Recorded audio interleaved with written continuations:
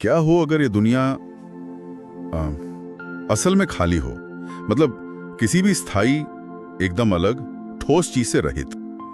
2500 साल पहले बुद्ध ने कहा था, रूप ही शून्यता है और शून्यता ही रूप है। हाँ, और आज देखिए क्वांटम भौतिकी के वैज्ञानिक क्या कह रहे हैं। वो कहते हैं पदार्थ जो है वो ज्यादातर खाली जगह है। अच्छा जी, और ये भी कि कण कोई ठोस चीजों की तरह नहीं है, बल्कि वो संभावनाओं के जैसे मौजूद है। तो क्या ये बस एक इत्तेफाक है या हजारों साल पहले के ज्ञान और आज के विज्ञान में कोई गहरा कनेक्शन है?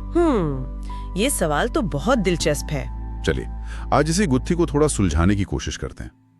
हमारे पास बौद्ध धर्म की शून्यता और क्वांटम भौतिकी पर कुछ जानकारी है, और हम देखेंगे कि भाई ये दोनों मिलकर वास्तविकता के बारे में क्या इशारा करते हैं। तो सबसे पहले शुरू करते हैं। बौद्ध धर्म में ये जो शून्यता है, इसका असल मतलब क्या है? सुना है ये महायान बौद्ध धर्म का एक बहुत ही सेंट्रल आइडिया है। जी हाँ, ये बहुत महत्वपूर्ण है।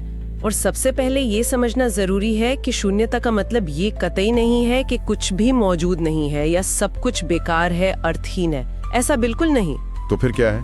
इसका गहरा मतलब है कि कोई भी चीज, आप कोई भी चीज ले लीजिए, वो अपने आप में बिल्कुल स्वतंत्र रूप से या हमेशा के लिए, मतलब स्थायी रूप से मौजूद नहीं है। अच्छा। हर चीज का होना, उसका अस्तित्व दूसरी चीजों पर निर्भर करता है, जैसे कारण, हालात और यहाँ तक कि हमारे देखने का नजरिया भी। इसे प्रतीत समुत्पाद कहते हैं या डिपेंडेंट ओरिजिनेशन। सब कुछ एक दूसरे पर निर्भर है। अच्छा, जैसे मान लीजिए एक फूल है, तो वो फूल बस अपने आप में फूल नहीं है, उसका होना निर्भर करता है मिट्टी पर, धूप पर, पानी, हवा, बीज। हाँ बिल्कुल। और शायद इस पर भी कि हम उसे फूल की तरह पहचान रहे हैं। तो इस लिहाज से फूल अपने एक अकेले स्थायी अस्तित्व से खाली हुआ। क्या यही शून्यता है? आपने बिल्कुल सही पकड़ा। फूल अपने आप में कहीं नहीं मिलेगा। अगर आप उसके हिस्से अलग कर दें या जिन चीजों से वो बना है उन्हें हटा दें, वो इन सब चीजों के एक साथ आने का, जुड़ने का नतीजा है। यही निर्भरता, यही खालीपन, यही शून्यता है। समझ गया। अब दूसरी तरफ आते हैं क्वांटम भौतिकी। इसने तो वाकई हमारी जो पुरानी समझ थी वास्तविकता की, उसे बिल्कुल हिला के रख दिया है। इसमें कुछ बहुत ही चौंकाने वाली बातें पता चली हैं। हाँ बिल्कुल। पहली बात तो यही है कि कण यानी पदार्थ के जो सबसे छोटे हिस्से हम मानते हैं, वो असल में वैसी ठोस गोलियों जैसे नहीं है जैसा हम पहले सोचते थे। तो कैसे हैं फिर? जब तक हम उन्हें देखते नहीं या मापते नहीं, वो एक अजीब सी अवस्था में होते हैं, जैसे सुपरपोजिशन कहते हैं। सुपरपोजिशन, ये क्या होता है, थोड़ा समझाएंगे? हाँ, सोचिए जैसे एक सिक्का हवा में उछाला गया है। जब तक वो नीचे गिरकर रुक नहीं जाता, तब तक क्या आप पक्का कह सकते हैं कि वो हेड है या टेल? नहीं, गिरने तक तो नहीं कह सकते। बिल्कुल, वो दोनों होने की संभावना रखता है। कण भी कुछ ऐसी होते हैं। जब तक मापा न जाए, वो एक ही समय पर कई अवस्थाओं में या कई जगहों पर होने की संभावना रखते हैं, एक धुंध की तरह। कमाल है, ये तो बिल्कुल सीधा साधा नहीं है। और फिर वो ऑब्जर्वर इफेक्ट वाली बात भी है। हाँ, और वो तो और भी ज्यादा हैरान करने वाली है। जैसे ही हम उस कण को देखने या मापने की कोशिश करते हैं, उसकी वो जो सारी संभावनाओं वाली धुंध थी, वो गायब हो जाती है। वो एक निश्चित रूप ले लेता है। मतलब वो वेव फंक्शन कोलैप्स हो जाता है। और इसका सीधा मतलब ये निकलता है कि हमारा देखने का या मापने का जो काम है, वो खुद वास्तविकता को एक तरह से आकार दे रहा है। क्या हमारा देखना चीजों को बदल देता है, असलियत को? ये तो बहुत बहुत बड़ी बात हुई है ना? बिल्कुल। और तीसरी चीज है क्वांटम एंटेंगलमेंट। ये भी कम अजीब नहीं। इसमें क्या होता है कि दो कण जिन्हें किसी तरह से एक साथ तैयार किया गया हो, वो चाहे ब्रह्मांड के दो अलग अलग कोनों पर ही क्यों न हो, वो एक रहस्यमयी तरीके से जुड़े रह सकते हैं। जुड़े रह सकते हैं मतलब अगर आप एक कण की कोई प्रॉपर्टी, मान लीजिए स्पिन, को मापते हैं, तो दूसरे कण की स्पिन तुरंत तय हो जाती है, चाहे वो कितनी भी दूर क्यों ना हो, जैसे उन्हें एक दूसरे का पता चल गया हो।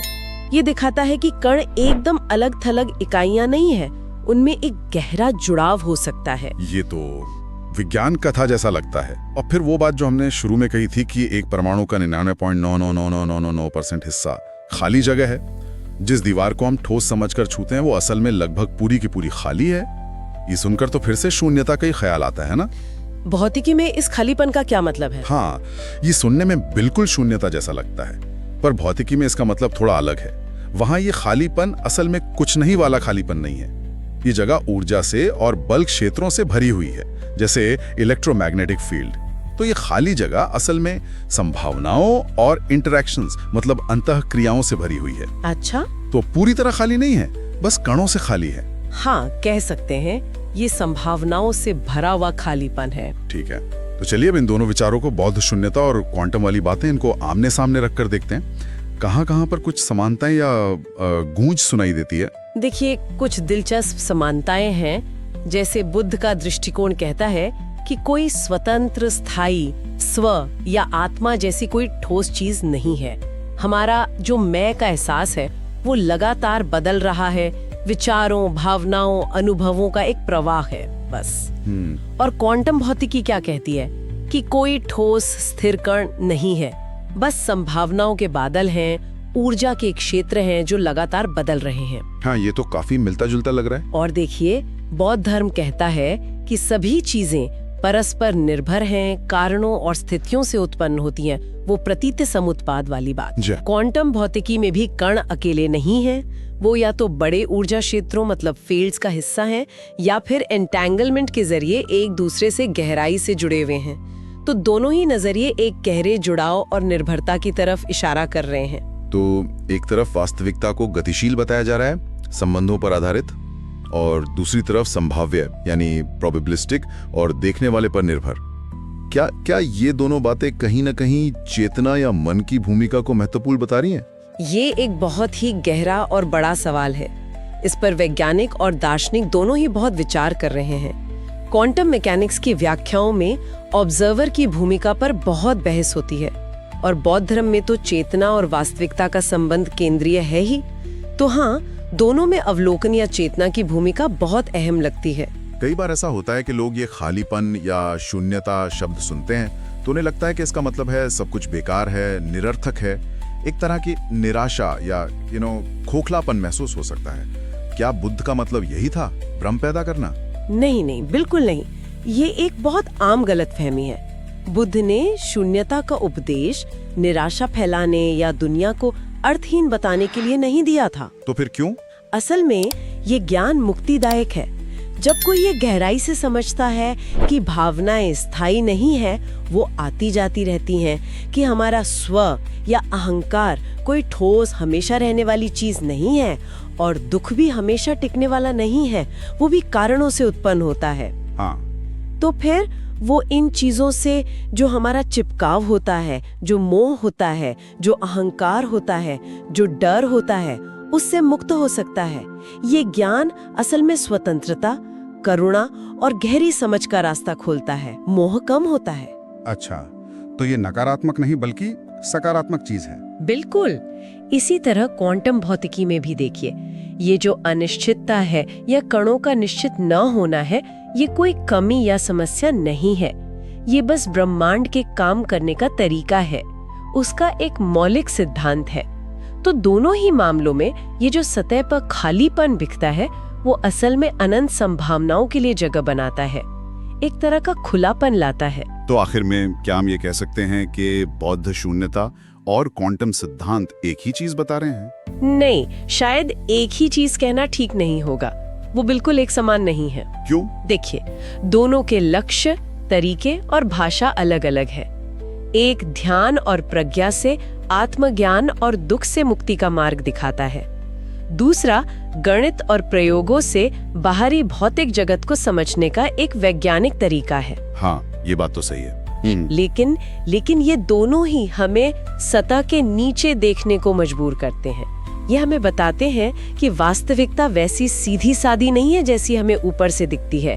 वो कहीं ज्यादा गहरी है, ज्यादा सूक्ष्म है, और सबसे बड़ी बात, आपस में कहीं ज्यादा जुड़ी हुई है। बिल्कुल। तो इस पूरी चर्चा पर विचार करने के लिए एक आखिरी बात छोड़ते हैं। ये सोचना कितना अद्भुत है ना, कि जब बुद्ध ने ध्यान में अपने मन के भीतर झांका और आधुनिक भौतिकविदों ने पदार्थ के कणों के भीतर झांका, हाँ, तो दोनों को कहीं न कहीं एक जैसी ही प्रतिध्वनि सुनाई दी। कुछ भी अकेला नहीं है, सब कुछ जुड़ा हुआ है।